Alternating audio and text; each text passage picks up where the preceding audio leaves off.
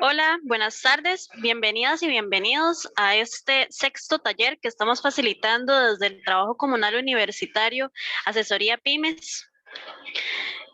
Para nosotras y nosotros es un gusto poder facilitarle esta serie de talleres.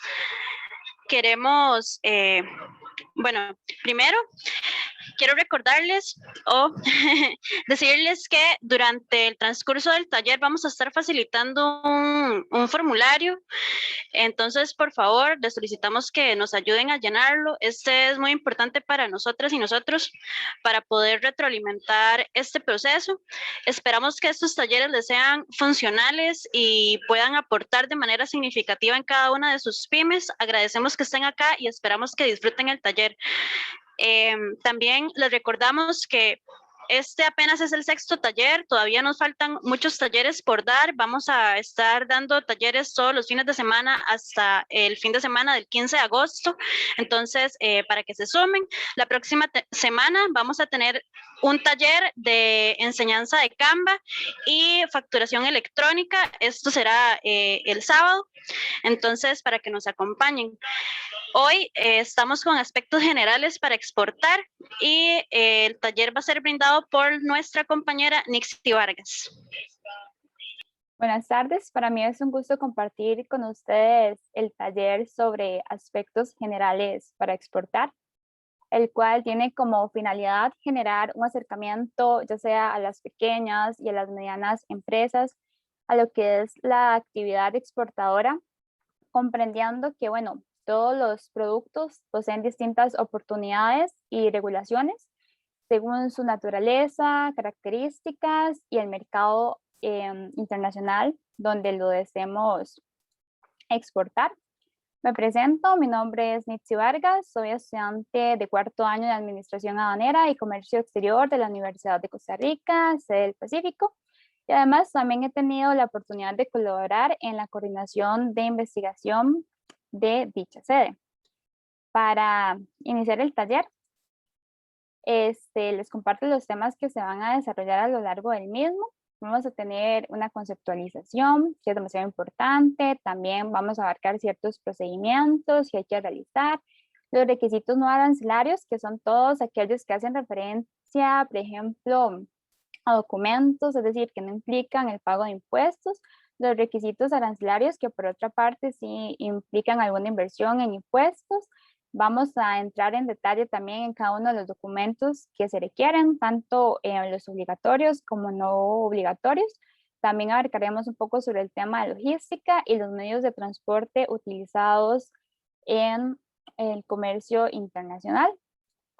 Me gustaría consultarles, ustedes qué entienden por exportar, qué han escuchado sobre el tema.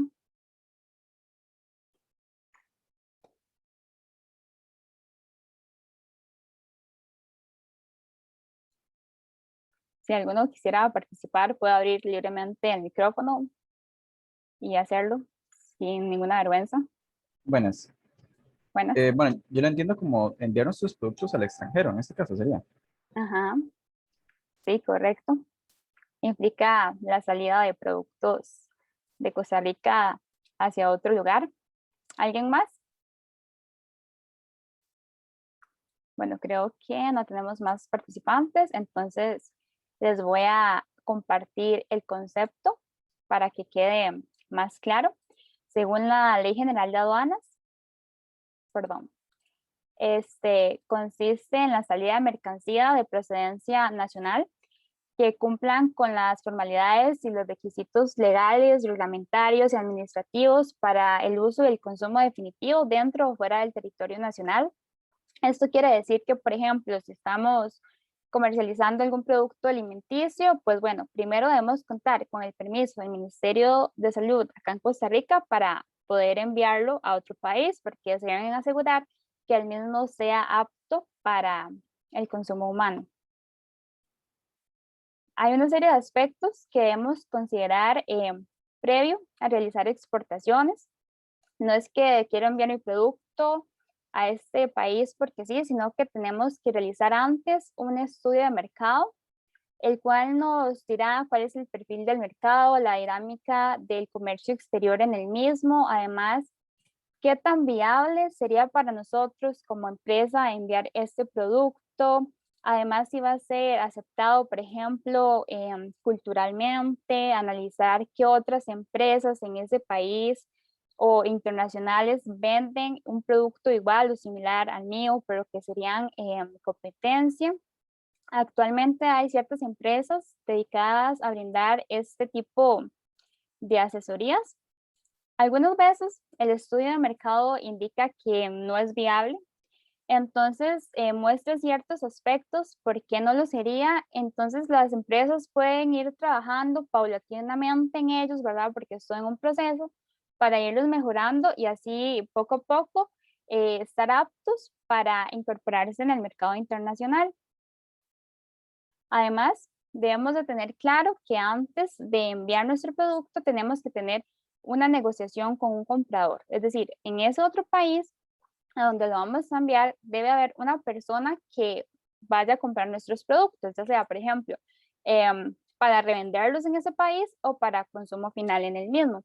Acá debemos tomar en cuenta lo que son los Incoterms, que son los términos de negociaciones internacionales. Los mismos nos dicen cuáles son las obligaciones o cuáles costos y riesgos va a asumir cada una de las partes de la transacción, es decir, cuáles costos y riesgos corresponden al vendedor y cuáles costos y riesgos corresponden al comprador. Eso es sumamente importante porque si hay algún incumplimiento, si se presenta algún incidente que ocasione, por ejemplo, la pérdida total o parcial de la mercancía, bueno, tener claro quién tenía la responsabilidad en ese momento y quiénes son los encargados de solucionarlo, por ende. Además, también tenemos que tener un contrato de compraventa internacional donde se establezcan aspectos fundamentales como el plazo de entrega, lugar de entrega y además otros aspectos como el medio de pago, si van a haber plazos para realizar el pago. Y además, en el contrato de compraventa internacional se debe establecer el Incoterm que les mencioné anteriormente que se va a utilizar. Estos son aspectos fundamentales, no los debemos olvidar. Siempre debemos tener un contrato de compraventa internacional, no podemos realizar una negociación, ¿verdad? Simplemente de palabra, porque después ahí es cuando inician los problemas, cuando hay ciertos incumplimientos y ciertas adversidades a lo largo del proceso. Ahora bien, iniciando un poco más en la etapa de procedimientos, toda persona que desee realizar una exportación debe de estar registrada como exportador ante Procomer. Este es un procedimiento que se puede realizar de manera presencial, es decir, dirigirse, presentarse a la ventanilla única de Procomer, o también se puede realizar electrónicamente a través de la plataforma BUSE 2.0. Este trámite tiene como finalidad registrar a todas las personas autorizadas para firmar los documentos referentes a las exportaciones, es decir, de su empresa, quiénes son los únicos que los pueden firmar. Por eso es una decisión muy importante que debemos analizarlo correctamente y dejarlo bien claro. Y también se le asigna un código al exportador. Este registro posee una validez de 1 año a partir de la fecha del registro. Además, es muy importante tener en claro que antes, preferiblemente, por favor, de que se venza esta fecha, hay que renovar el registro. Sin embargo, después de que se cumple la fecha, ellos brindan lo que son 15 días de gracia, por llamarlos de alguna manera, donde ustedes aún tienen la oportunidad de ir a renovarlo. Sin embargo, sin esos días de gracia ustedes no lo han hecho, pues bueno, ellos les dejan de tramitar las exportaciones hasta que ustedes hayan actualizado su registro. Este tiene una inversión de $3 y ellos les brindan a ustedes un carnet donde les indican el código de exportador que les mencioné y además la fecha del vencimiento de su registro. Asimismo, debemos saber que hay ciertos productos, ciertas categorías de productos que requieren un registro complementario, ¿verdad? Si nosotros deseamos exportarlo. Dentro de estos se encuentran alimentos, ¿verdad? Que sea un producto alimenticio, entonces debe haber un permiso de operación del Ministerio de Salud en las plantas de producción donde ustedes elaboran esos productos. Por el contrario, si deseamos exportar café, necesitamos una licencia del ICAFE, que es el Instituto de Café de Costa Rica. Si son productos marinos, se necesita una autorización de Incopesca. Por otra parte, si son vegetales, el lugar donde ustedes cultivan los vegetales, pues bueno, debe estar registrada ante la Dirección de Sanidad, la cual pertenece al MAC. Si son flores, deben de estar registrados ante ACOFLOR, que es la Cámara Costarricense de Floricultores. Y si son textiles, bueno, deben de tener un registro complementario en las oficinas de textiles. También por ahí me habían preguntado que por qué, por ejemplo, si el café y los productos del mar son alimentos, ¿por qué requieren permiso de estas instituciones? Y es que al ser un producto más específico y al haber otras instituciones más especializadas en los mismos, pues bueno, necesitamos estar registradas en estas. Ahora bien, también tenemos las notas técnicas. Estos son requisitos no arancelarios que deben cumplir ciertos productos previos a ser exportados, es decir, requisitos documentales como tal son sumamente importantes, igual que pagar impuestos al ingresar al país de importación, es decir, al país a donde estamos llevando nuestra mercancía. Porque, por ejemplo, si nosotros contamos con los impuestos correspondientes, es decir, con el dinero para pagar los impuestos, pero no poseemos estos requerimientos, bueno, simplemente no se va a poder ingresar a ese mercado. ¿Por qué? Porque cada una de las notas técnicas tienen una finalidad. Por ejemplo, que si estamos exportando un alimento y requieren de alguna nota técnica, ¿qué me está asegurando ese documento? Bueno, me está asegurando por parte de una entidad autorizada que es apto para el consumo humano y que no va a representar un riesgo para la salud de las personas. Les voy a dar un ejemplo. Por ejemplo, una pyme que confeccione ropa, camisas de algodón para hombres o niños y que desee exportarlas al exterior. La clasificación arancelaria de esas mercancías sería la subpartida 610510. Esta clasificación arancelaria se hace con base al sistema armonizado, el cual es un sistema que me permite clasificar todas las mercancías que sean objeto de comercio internacional. Es decir, nosotros no nos vamos a encontrar en ese sistema clasificado alguna mercancía que no se pueda comercializar, ¿verdad? Que sea de comercio ilícito.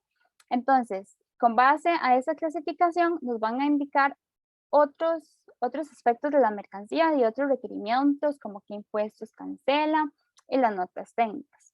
Volviendo al ejemplo, ya vemos que se clasifica en esta subpartida, ¿verdad? En esos numeritos que van acá. Entonces, con base a eso me dicen qué requiere la nota técnica 134. ¿Y qué es la nota técnica 134? Bueno, un permiso de exportación textil que se tramita específicamente en la Oficina de Cuotas Textiles. Ahora bien, tenemos otro tema muy importante de aclarar, y es que para exportar para exportar productos, es decir, a la hora de nosotros sacar productos de Costa Rica, bueno, no debemos pagar impuestos. Solo hay 3 productos que a la hora de ser exportados pagan impuestos. Y esto sería el café, el banano y el ganado de pie. Al contrario de importación, ¿verdad? Cuando nosotros traemos productos de otros países, ahí sí la mayoría de esos productos van a pagar impuestos. A la hora de ser exportados, no, simplemente estos 3. Tenemos primero el café, el cual va a cancelar un 1.5% del valor FOB, que sería Free on Board, y es el precio del producto, incluyendo otros gastos que se hayan incurrido hasta colocar la mercancía al borde, sobre el barco, sobre el buque, y se cobra este porcentaje por cada unidad de 46 kilogramos de café oro o su equivalente. Es decir, el café que va a pagar impuestos va a ser cuando se encuentre en esta presentación. Si ustedes desean exportar confites que lleven café, o a base de café, bueno, esos no tendrían que pagar ningún impuesto. El siguiente producto que tenemos que cancela impuestos sería el banano, que cancela $1 por cada caja de 40 libras netas.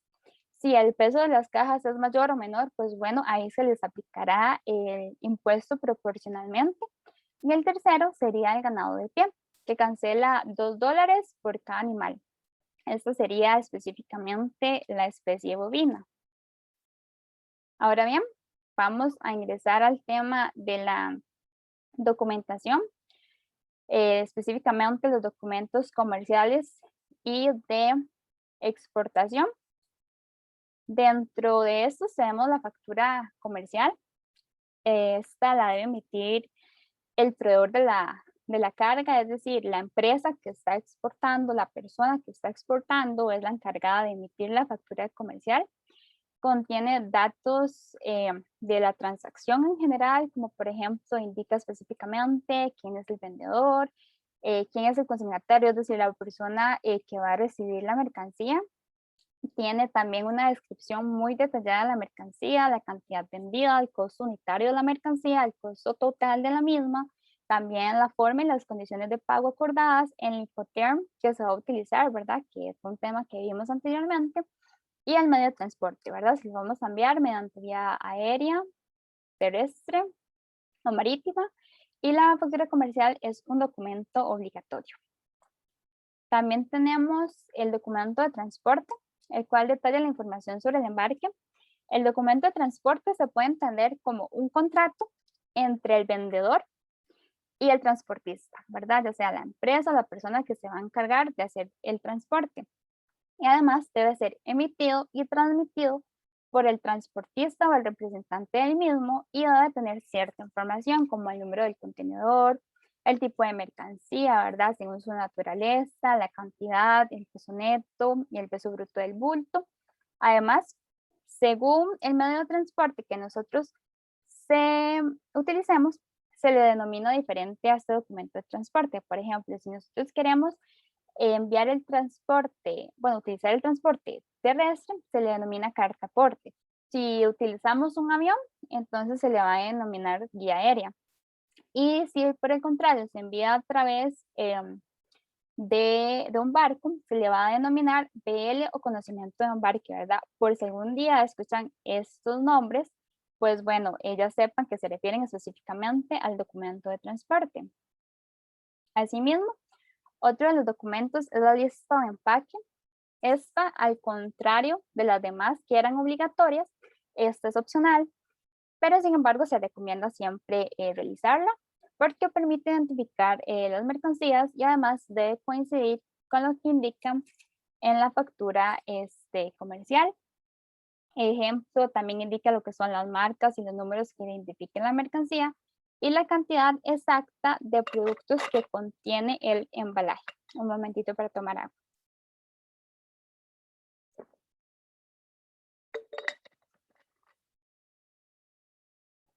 Seguimos con otro documento que es el certificado de origen. Este también se presenta en los casos que sea pertinente. ¿Por qué? Porque el certificado de origen se presenta cuando queremos acceder a una preferencia arancelaria al país donde estamos llevando la mercancía. ¿Esto qué significa? Bueno, pagar una menor cantidad de impuestos o no pagar impuestos según se haya negociado. Para esto debemos de tener un TLC, ya sea con el país o con la región a donde estamos exportando. Como podemos ver, Costa Rica actualmente posee 16 tratados de libre comercio con diferentes países y regiones.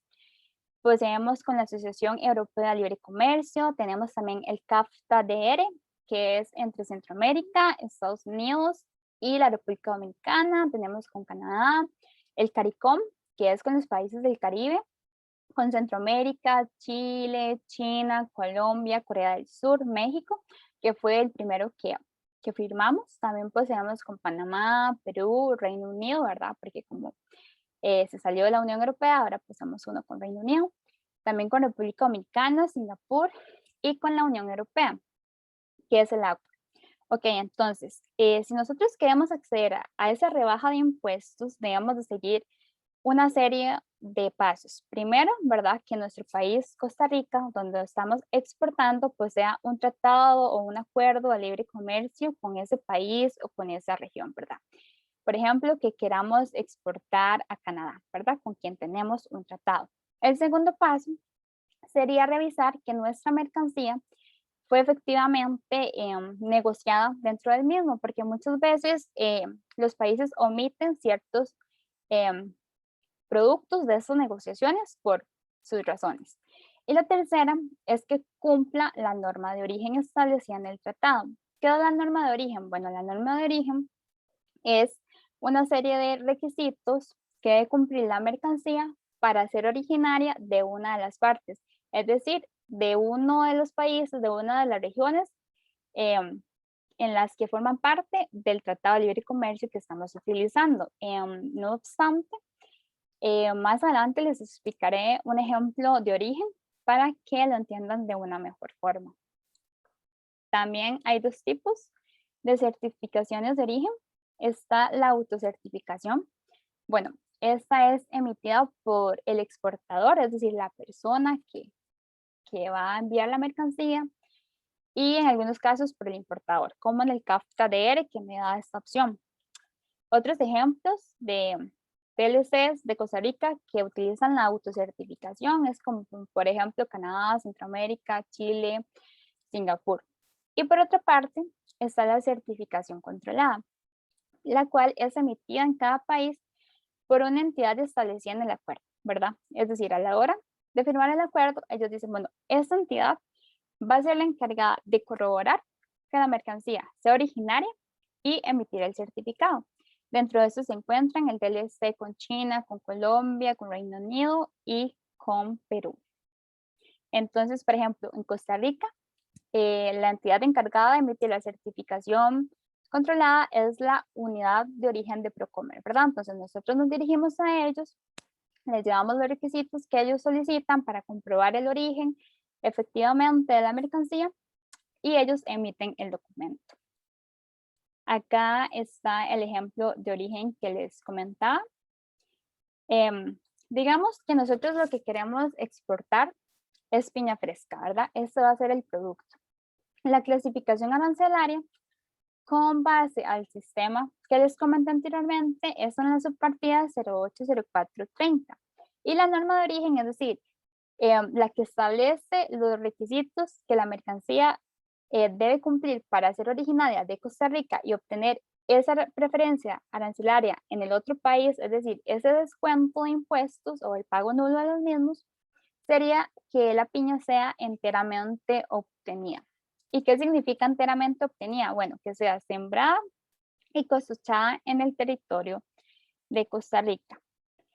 Si se trata de certificación controlada, la institución que les comenté, la unidad de origen de Procomer, se van a fijar en ciertos aspectos para comprobar que efectivamente la piña sea sembrada, cosechada en Costa Rica y por ende pueda ser considerada originaria de Costa Rica. Primero se fijan en la existencia de fincas en el territorio nacional, ¿verdad? Que usted, persona exportadora, posea una finca de una extensión considerable donde pueda cosechar el número o volumen suficiente de piñas para exportar. Además también lo comprueban mediante contratos de fideicomisos y así. Tal vez la finca no esté al nombre de la persona exportadora, entonces ella debe de comprobar qué relación tiene ella con la finca. Por ejemplo, es una finca de un familiar, me la prestan, me la alquilan. También ellos se fijan en lo que son en los insumos utilizados en la producción, es decir, qué fertilizantes, agroquímicos, semillas utilizan, ¿verdad? Y que las cantidades sean proporcionales a la cantidad que ellos muestran o dicen que van a exportar. Y también el proceso productivo, ¿verdad? Trazabilidad, bueno, la piña se le hace esto, se siembra acá, luego pasa a este otro lugar. Y si ellos por alguna razón tienen alguna duda de ese proceso productivo, inclusive pueden realizar visitas a las fincas para comprobar la veracidad de esta información. Ahora bien, también necesitamos un documento único aduanero también se denomina DUA. Este es completado, ya sea por el exportador o por el agente de aduanas. La participación del agente de aduanas acá no es obligatoria, sin embargo es recomendable, ya que es una persona experta en el ámbito, que sabe cómo se manejan los documentos, que da asesoría, que se encarga de la tramitación de este documento y de que los anteriores que les comenté vayan correctamente como debe ser, hace que el proceso sea más eficiente y eficaz y disminuye lo que es el margen de error, ¿verdad? De otras personas que tal vez no tengan tanta experiencia en exportación. Además, este documento es transmitido mediante vía electrónica, mediante el sistema TICA, que es el sistema aduanero para este tipo de tramitologías. Además, debe identificar quién es la persona que está exportando, quién es el transportista y quién es el consignatario. Y también la aduana de salida, de control, el puerto de embarque, el país al cual se dirige, qué medio de transporte se va a utilizar.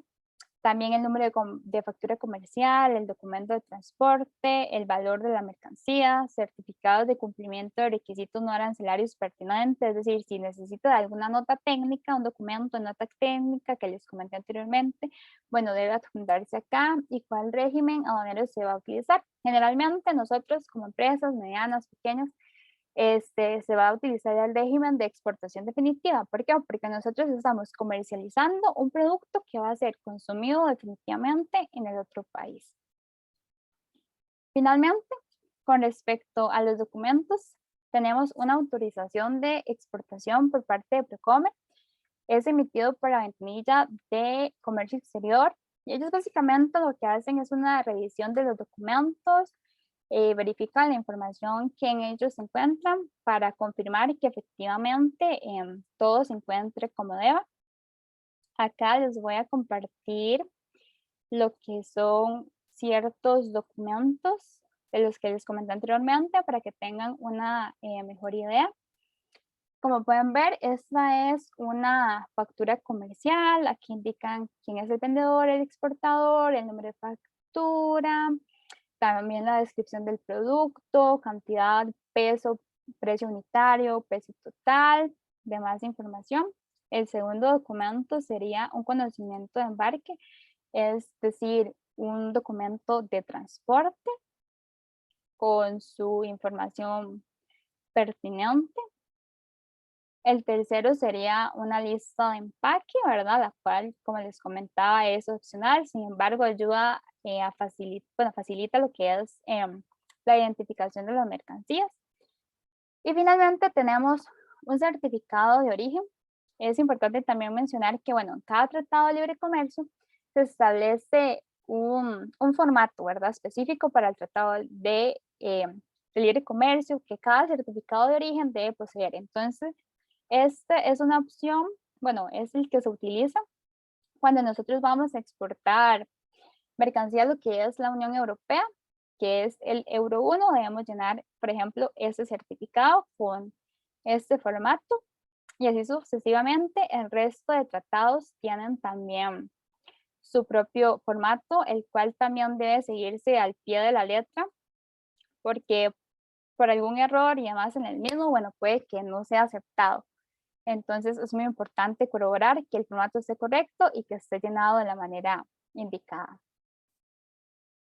A ver, seguimos con ciertos aspectos logísticos que son importantes que ustedes consideren a la hora de enviar la mercancía, de manera que ésta se transporte de la mejor manera posible, de la forma más segura y llegue en el mejor estado a lo que es el destino final de la misma. Primero es importante hacer una diferencia entre envase y embalaje. Un envase tenemos el que es utilizado para contener, proteger, manipular y presentar el producto terminado. Por ejemplo, un envase es la botella como tal, donde viene el vino, o la cajita donde contiene el jugo de naranja. Esos son ejemplos de envases. Por otra parte, tenemos los embalajes, que estos son los que protegen al producto de manera que no sufran daños durante el almacenamiento, transporte o distribución con la finalidad de que tengan las mejores condiciones al destino final. Por ejemplo, una caja de cartón, cajas de plástico, también hay cajas isotérmicas para mercancías que van de mantener algún tipo de temperatura y se elige con base al producto, ¿verdad? La más apta para nuestro producto. Entonces, eso es muy importante considerar. Acá tenemos algunas características de los envases. Estos deben ser aptos para contener y proteger el producto, es decir, ¿verdad? Que el producto no se vaya a salir, etcétera, etcétera. También deben de identificar el producto.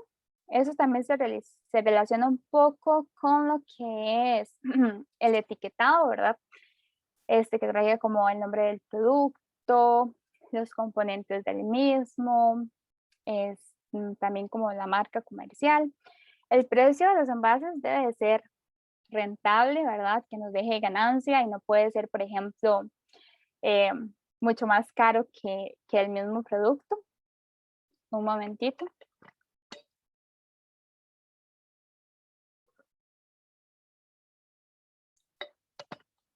También los envases se recomienda que sean amigables con el medio ambiente, ¿verdad?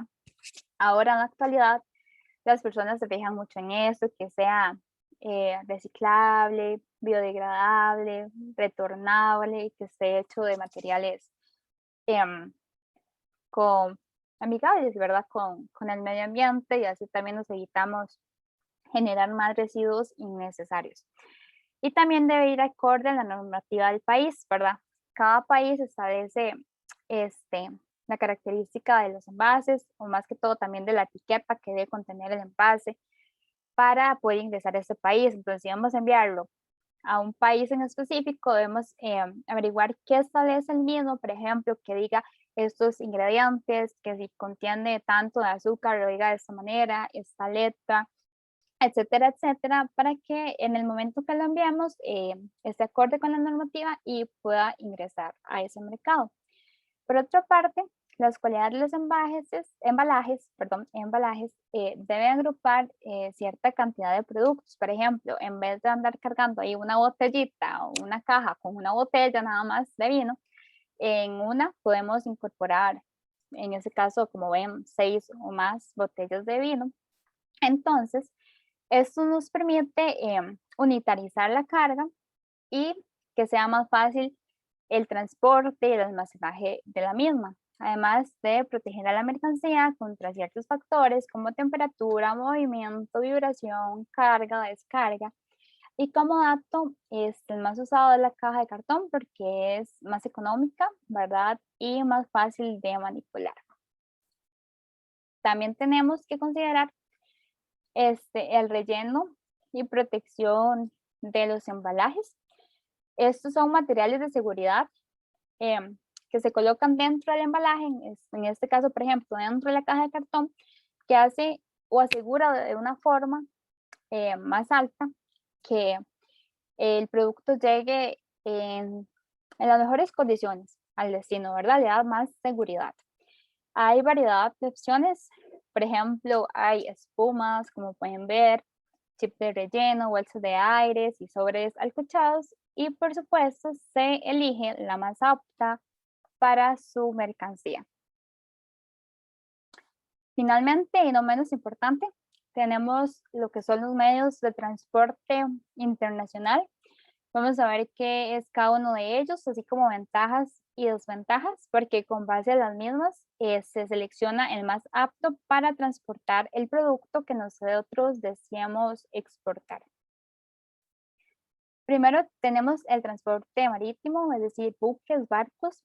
Las ventajas de estos es que pueden llevar cargas de gran tamaño, como por ejemplo en contenedores, carga suelta de regular dimensión, poseen una alta capacidad de carga y son muy competitivos porque el flete es bajo, es decir, el precio es bajo y pueden llevar gran cantidad de carga. Además, hay flexibilidad en las modalidades de carga. No obstante, como todo, posee desventajas. En este caso, la accesibilidad de los puertos, que si nuestra fábrica, por ejemplo, se encuentra muy alejada de un puerto, pues bueno, va a haber que transportar la carga hasta uno de estos. El embalaje es más costoso en el transporte marítimo porque debe ser más resistente y duradero. Y también debemos considerar lo que es la lentitud de los buques, porque estos tardan mayor cantidad de días en llegar al otro país, al país de destino, y por esto los viajes que realizan son con una frecuencia menor. También tenemos el transporte aéreo, que es ideal para cargas de pequeño volumen, de valor, ¿verdad? También productos perecederos para animales vivos y cargas de urgencia, como por ejemplo ahora que estamos en pandemia y está el transporte de las vacunas del COVID-19, pues bueno, eso se hacen a través de ¿qué? De aviones en la carga aérea. Esos se caracterizan por ser muy rápidos y el embalaje es más liviano y además sabemos que hay una alta frecuencia de vuelos. Sin embargo, pues hay ciertas desventajas, como la capacidad bastante limitada. Si estamos hablando para naves de pasajeros, poseen una capacidad de 35 toneladas métricas, es decir, las naves que transportan tanto personas como mercancías. Mientras tanto, los cargueros, ¿verdad?, que transportan solo mercancías, tienen una capacidad de 105 toneladas métricas. También debemos considerar que los fletes son más costosos, generalmente más caros que los fletes marítimos, y también se posee cierta dificultad para trasladar lo que son los artículos peligrosos mediante el transporte aéreo. También tenemos lo que es el transporte terrestre, que se caracteriza porque puede llevar un tipo de carga variable, son relativamente rápidos, estables y regulares, ¿verdad? Con respecto a la frecuencia de los viajes y ofrecen un servicio puerta a puerta. ¿Qué quiere decir esto? Bueno, que, por ejemplo, el camioncito recoge la carga en la fábrica del vendedor, del exportador, y lo lleva hasta la fábrica del comprador. Sin embargo, posee desventajas como que se utiliza o se limita a solo países limítrofes, ¿verdad? Por ejemplo, acá en Centroamérica, si el viaje suele ser como más largo, pues es más costoso y en muchos casos se imposibilita utilizar el transporte terrestre porque se trata de, por ejemplo, un envío intercontinental, ¿verdad? Que ya hay agua de por medio, entonces sería imposible. Además, posee un mayor riesgo de robo que en los otros medios de transporte, ¿verdad? Que esas personas malintencionadas fichan los contenedores y los usurpen, porque se han dado ciertos casos. Finalmente, tenemos lo que es el transporte multimodal. Esto es cuando contratamos a una sola empresa para realizar tanto el transporte interno, es decir, dentro de Costa Rica, como el transporte internacional. Como se ve en la presentación, pues un solo operador logístico para gestionar todos los gastos operativos y de otros lados. Un ejemplo de esto sería mediante correo postal, el servicio Exporta Fácil, que ofrece Correos de Costa Rica, es un ejemplo de transporte multimodal porque ellos realizan las actividades que les mencioné anteriormente. También los invito a seguir participando de estos talleres porque más adelante tendremos un taller específico de este servicio Exporta Fácil que realmente está dirigido a pymes y es de gran ayuda para ustedes. Y también tenemos ciertas desventajas en el transporte multimodal, como demora en la operación, porque el operador multimodal espera la intervención de cada enlace, ¿verdad? Al tratarse de la misma empresa, para que la mercancía llegue a su destino. Por acá les dejo las referencias bibliográficas por si quieren consultarlas en algún momento, buscar información, por si tienen más dudas. Y abro un espacio para preguntas. No sé si habrá alguna pregunta, ya sea acá en Zoom, en Facebook. De momento no hay preguntas, pero insto a las personas que están viendo la transmisión o bien que están acá en Zoom, que si tienen alguna consulta pueden realizarla, pueden escribirla en el chat o bien pueden activar sus micrófonos como consideren.